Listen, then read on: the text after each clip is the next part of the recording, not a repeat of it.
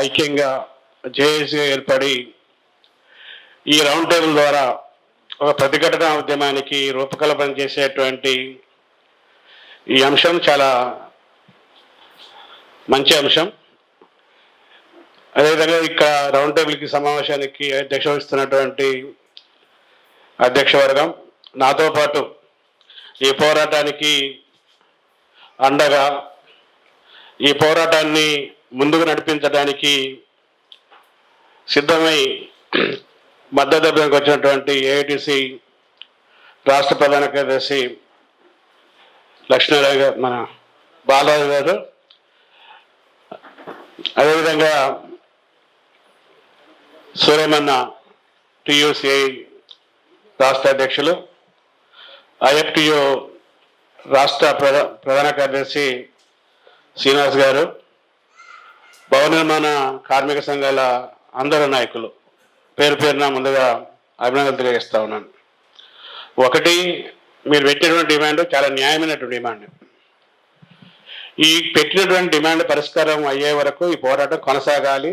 ఆ పోరాటానికి కార్మిక సంఘాలు అన్నీ కలిసికట్టుగా మద్దతు ఇస్తాయని చెప్పి ఈ సందర్భంగా తెలియజేస్తా ఉన్నాను. ఈరోజు ఏదో ఇన్సూరెన్స్ కంపెనీలకి వెల్ఫేర్ బోర్డు స్కీముల్ని అప్పచెప్పినటువంటి ఆ పనికి 300-400 కోట్ల రూపాయల్ని కేటాయించడం, హెల్త్ సెంటర్స్ని ఏర్పాటు చేసి ఒక 500 కోట్లు ఇవ్వడం, దీని వరకే మనం పరిమితమై చూడొద్దనేటువంటిది నా అప్పీల్. భవన నిర్మాణ కార్మిక సంఘానికి సంబంధించినటువంటి వెల్ఫేర్ బోర్డు అదొక బంగారు బాతు. అది బతికే విధంగా అధికారులు కానీ పాలకవర్గం కానీ చూడాలి. దాన్ని చంపేటువంటి చర్యలకి ఎవరైనా పూనుకుంటే దాన్ని బతికించుకోవాల్సినటువంటి బాధ్యత కార్మిక సంఘాలుగా మనం తీసుకోవాలి. ఎవరో దయాదాక్షణాల మీద వెల్ఫేర్ బోర్డు రాలేదు. బాలరాజు గారు చెప్పినట్టు అనేక పోరాటాలు, అనేక ఉద్యమాలు, బయట అనేక సమ్మెలు, తెలంగాణతో పాటు అప్పుడు ఉమ్మడి రాష్ట్రంలో ఉన్నటువంటి ఉమ్మడి రాష్ట్రంతో పాటు దేశవ్యాప్తమైనటువంటి పోరాటాలు జరిగినటువంటి ఫలితంగా, ప్రభుత్వాలని వంచిన ఫలితంగా బయట పోరాటాలు తీవ్రతరమైనటువంటి స్థితిలో లోపల వామపక్షాలు వెల్ఫేర్ బోర్డు ఏర్పడాలని చెప్పి దేశంలో కొట్లాడినటువంటి ఫలితంగా 1996 building and other construction board act వచ్చినటువంటి పరిస్థితి ఉంది. ఆ తర్వాత యాక్ట్ వచ్చిన తర్వాత కూడా, చట్టం వచ్చిన తర్వాత కూడా చట్టంగానే ఉండి కార్మికులకి ఎలాంటి ప్రయోజనం లేనటువంటి తరుణంలో ఆ బోర్డుకి విధులు, నిధులు, మార్గదర్శకత్వాలు ఉండాలి, దానికి ఆదాయ సోర్సుని నిర్ణయించాలని చెప్పి పెద్ద ఎత్తున పోరాటం జరిగినటువంటి సందర్భంలో దేశవ్యాప్తంగా వెల్ఫేర్ బోర్డుకి సెస్, బిల్డింగ్ పనులు, ప్రాజెక్టులు, రోడ్స్ కట్టేటువంటి కాంట్రాక్టుల ద్వారా, యజమానుల ద్వారా సెస్ వసూలు చేయాలనేటువంటి విధానం నిర్ణయమైన తర్వాత బోర్డులో నిధులు వచ్చి ఉన్నాయి. ఈరోజు బోర్డులో ఉన్నటువంటి నిధులు కోట్ల రూపాయల నిధులు ఉన్నాయి. అవి ఖర్చు పెట్టాల్సింది కార్మికుడి యొక్క సంక్షేమం కోసం ఖర్చు పెట్టాలి. ఖర్చు పెట్టేటప్పుడు ఎవరికి ఖర్చు పెట్టాలి, ఎట్లా ఖర్చు పెట్టాలి, ఎంత ఖర్చు పెట్టాలి అనేటువంటి నిర్ణయం జరగాలి. నిర్ణయం జరగాల్సినటువంటి నిర్ణయం వెల్ఫేర్ బోర్డులో అడ్వైజర్ బోర్డు వేసి, అడ్వైజర్ బోర్డులో తీర్మానాలు చేసి ఆ తీర్మానాల ప్రకారం ఖర్చు పెట్టాలి. కానీ ఇప్పుడు ఏమవుతుంది, వెల్ఫేర్ బోర్డులు ఉండవు. వెల్ఫేర్ బోర్డు ఉన్నాయి కానీ అందులో ప్రభుత్వానికి తందాన్ అనేటువంటి సంఘాలకి ప్రాతినిధ్యం ఉంటుంది. నిరంతరం నిత్యం కార్మికుల కోసం పనిచేసి పోట్లాడేటువంటి సంఘాలకి అందులో ప్రాతినిధ్యం ఉండదు. కాబట్టి వాళ్ళు అధికారులు ఏ ఎజెండా పెడితే ఆ ఎజెండాకి చేతులు ఎత్తడం, చేయెత్తడం, జయగొట్టడం అనేటువంటి పద్ధతుల్లో రబ్బర్ స్టాంప్ ప్రతినిధులతోని వెల్ఫేర్ బోర్డులో నియామకం అవుతున్నటువంటి పరిస్థితి ఉంది. అంతేకాదు అడ్వైజర్ బోర్డు లేకుండానే, తీర్మానం లేకుండానే అధికారుల ఇష్టారాజ్యంగా నిధులను కూడా ఖర్చు పెట్టేటువంటి పరిస్థితి ఉంది.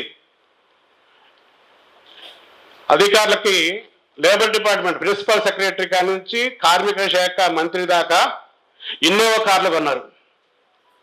ఇన్నోవా కార్లు కొంటే ఆ కార్లకి ప్రభుత్వం బడ్జెట్ కేటాయించిందా? ఏ నిధుల నుంచి కొన్నారు?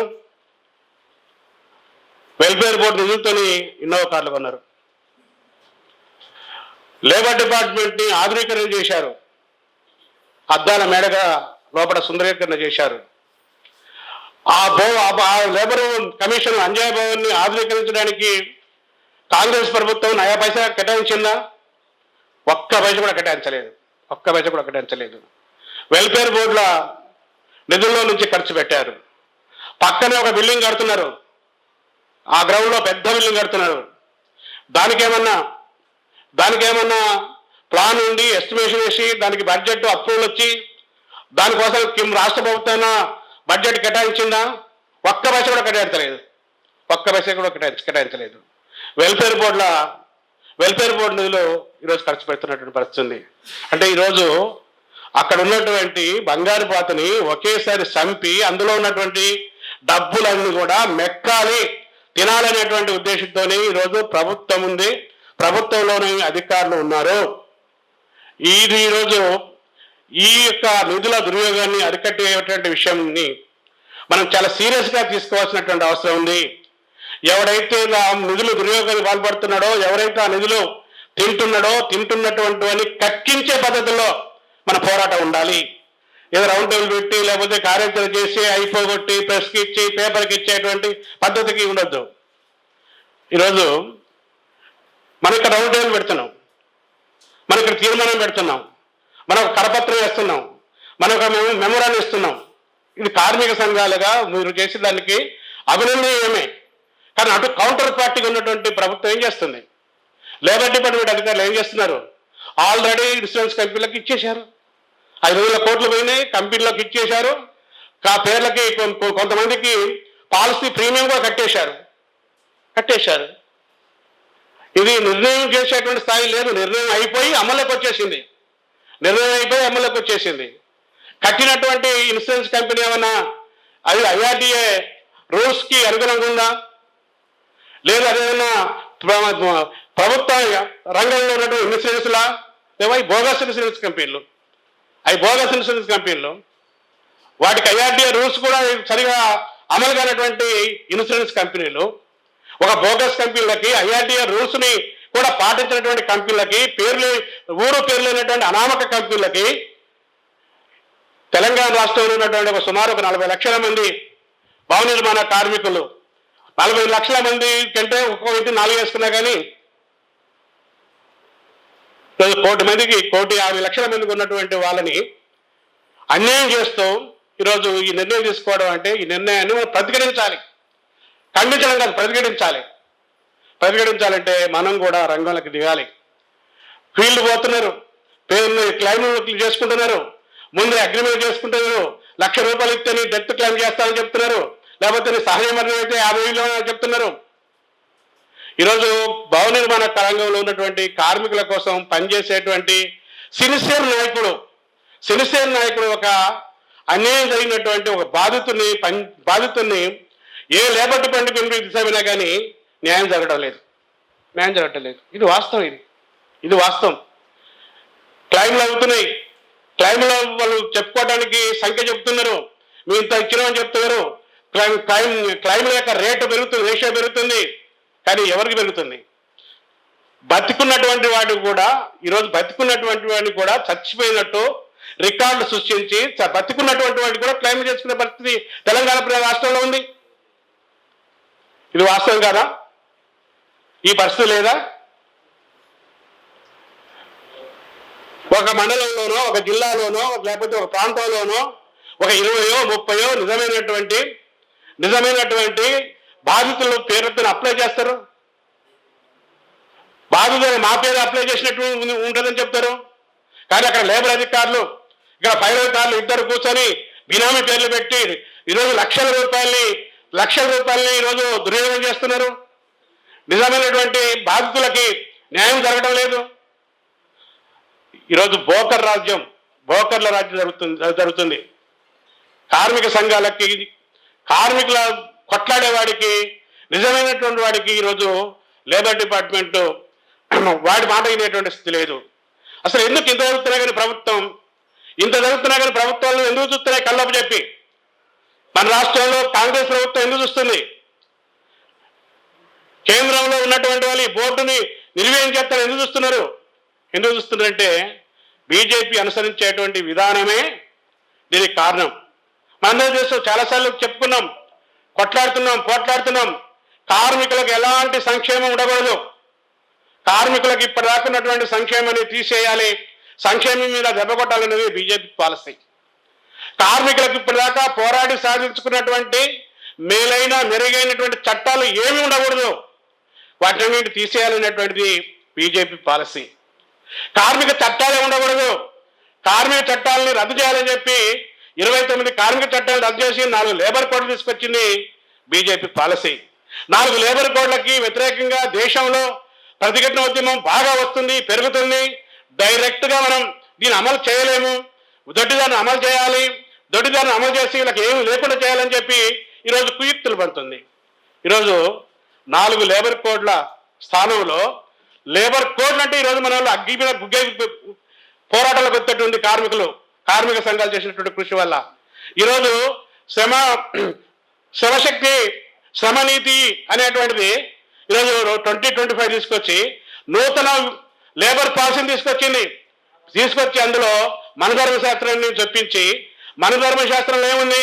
పనిచేసేవాడే పని చేయాలి, యజమానిగానే ఉండాలి, బానిసగా ఉండాలి, హక్కులు అడగవద్దు, వీటిని అమలు చేయాల్సిందే, అంగీకరించాల్సిందని చెప్పి ఈరోజు కొత్త నూతన లేబర్ చట్టాన్ని తీసుకొచ్చి కార్మికుల్లో గందరగోళం పెట్టేటువంటి పరిస్థితి ఉంది. కాబట్టి దీని అన్నింటి గమనిస్తే ఈరోజు మన మీద జరుగుతున్న దాడి, ఈరోజు లేబర్ డిపార్ట్మెంట్లో ఉన్నటువంటి వెల్ఫేర్ బోర్డుని ఈరోజు నిర్వీర్యం చేసేటువంటి కుట్ర ఈరోజు ప్రభుత్వ విధానంలో దాగి ఉంది. కాబట్టి బీజేపీ అనుసరించేటువంటి విధానాన్నే మన రాష్ట్రంలో ఉన్నటువంటి కాంగ్రెస్ ప్రభుత్వం కూడా అమలు చేస్తుంది. బీజేపీ 8 గంటలని 10 గంటలకు పెంచాలని చెప్పి లేబర్ కోడ్లో పెడితే మన రాష్ట్రంలో ఉన్నటువంటి రాష్ట్ర ప్రభుత్వం ఇక్కడ షాప్స్ అండ్ ఎస్టాబ్లిష్ చట్టానికి సవరణ తీసుకొచ్చి ఇక్కడ కూడా 10 గంటలకు మార్చారు. ఐటీ ఉద్యోగులకి కార్మిక చట్టాలు అమలు చేయొద్దని చెప్పి కేంద్ర ప్రభుత్వం చెప్తే మన రాష్ట్రంలో కర్ణాటకలో అమలు చేశారు. అంటే ఈరోజు వెల్ఫేర్ బోర్డు మీద జరిగే దాడి కార్మిక చట్టాల మీద జరిగేటువంటి దాడిలో పరంపరమే. కాబట్టి ఈరోజు నోటికాడి కొడుకుపోతుంది, కార్మికుడు నోటి దగ్గర కొడిపోతుంది. కార్మికుడి నోటికాడ కొడిని మనం పోకుండా చూడాలంటే మీ రౌండ్ టేబుల్లో పెట్టిన తీర్మానాన్ని CIT 100% బలపరుస్తుంది. ఆ కార్యాచరణ కూడా ఏదో ఉత్తుత కార్యాచరణ కాకుండా ప్రతిఘటన పద్ధతుల్లో కార్యాచరణ పోవాలి. ఎందుకంటే ఆల్రెడీ అమల్లోకి పోయింది కాబట్టి. మీరు ఇందిరాబాద్ దగ్గర కొత్తరు, ఇప్పుడు ప్రభుత్వం ఇందిరాబాద్ని 2 షిఫ్ట్లు చేసింది. 1 గంట దాకా ఒక ధర చేసుకోండి, 1 గంట తర్వాత ఇంకో ధర చేసుకోండి అని చెప్తారు. అక్కడనే ఉంటాం, మనం అక్కడే చేస్తాం. అసలు దీన్ని మొత్తాన్ని కూడా సర్వనాశనం చేసేది లేబర్ డిపార్ట్మెంటే. కాబట్టి లేబర్ డిపార్ట్మెంట్ని మీరు టార్గెట్ చేసుకొని ఒక పెద్ద అంటే కనీవిని పద్ధతిలో వేలాది మందిని సమీకరించి అవసరమైతే లేబర్ ఆఫీస్ నుంచి RTC క్రాస్ రోడ్ దాకా దిగ్బంధం అయ్యేటువంటి కార్యక్రమాన్ని, ఒక పెద్ద కార్యక్రమాన్ని పెట్టాల్సిన అవసరం ఉంటుంది. అదే తర్వాత కొనసాగింపు అవసరమైతే ఒక్కొక్క జిల్లాలో మాకు ఉన్నటువంటి అనుభవాలని 4 రోజులు 2 నెలలు సమ్మెలు చేసేటువంటి వాళ్ళు కూడా ఉన్నారు. కాబట్టి ప్రభుత్వానికి థ్రెట్ ఇచ్చేటువంటి పద్ధతుల్లో మీరు కార్యాచరణ తీసుకుంటే అన్ని కార్మిక సంఘాల్లో ఇప్పటికే ఏ కార్మిక సంఘం సొంతంగా పనిచేసేస్తే లేదు, అందరం కలిస్తేనే సమస్య పరిష్కారం అయ్యేటువంటి దశలో మనం ఉన్నాం. కాబట్టి ఇది ఇంతకంటే మించినటువంటి కార్మిక సంఘాలకి కార్యాచరణ ఏమి అదనంగా ఉంటుందని నేను అనుకోవట్లేదు. ఇది చాలా కీలకమైన సమస్య, ముఖ్యమైన సమస్య, పేదల సమస్య, రెక్కాడుతున్న డొక్కాడేటువంటి వాళ్ళ సమస్యకి మేమంతా మద్దతుగా ఉంటాం. ఈ పోరాటాన్ని ప్రతిఘటన రూపాన్ని మిలిటెంట్గా సమరశీలంగా చేయాలని చెప్పి కోరుతూ సెలవు.